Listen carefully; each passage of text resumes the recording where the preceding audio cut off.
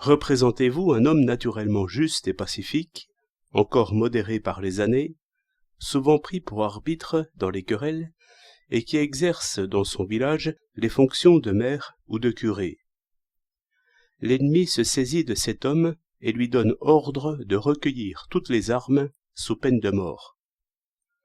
Il oublie quelques vieux fusils de braconnier que l'ennemi découvre. On lui lit la sentence, il a peut-être une nuit entière pour y penser. Chacun a imaginé ce genre de supplice contre quoi sagesse ni prudence ne peuvent rien.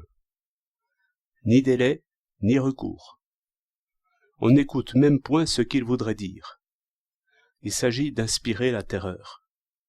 Tout dépend de l'humeur du chef, peur et colère mêlées. Si je forme l'idée de cette force inhumaine, qui se soucie d'un homme juste autant que d'un moucheron, il me faut une vengeance, et un supplice égal pour le bourreau, si jamais je le tiens.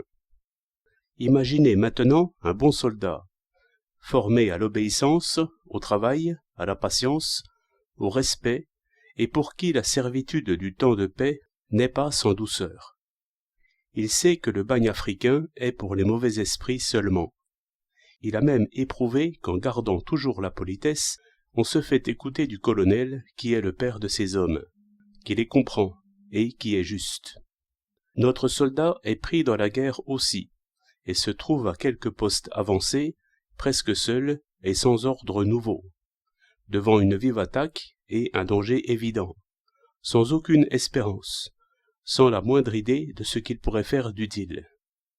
D'autres s'enfuient, un ordre est bientôt imaginé, répété, supposé. Un cri a 1000 sens, une voix est aisément prise pour une autre. Au surplus, la peur est puissante sur tous quand la direction manque. Le colonel, qui est bon et juste, comprendra. Mais voilà que le bon et juste colonel n'écoute même pas ce que le soldat voudrait dire, mais retient le fait seul, qui est bien clair et ne peut être contesté. C'est que l'homme qui devait tenir dans le poste avancé est trouvé dans la tranchée de soutien.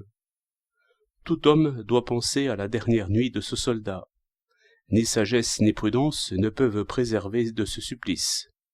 On peut entendre mal, ou être trompé par le voisin. Ni délai, pourtant, ni recours. La même force inhumaine écrase l'homme. Ce juge impitoyable est libre et honoré au milieu de nous. Si j'ai fortement imaginé le supplice, je veux une vengeance. Quand jugera-t-on le juge? Mais la réflexion suit ses tristes chemins. Chacun sait qu'il y eut des attaques inutiles.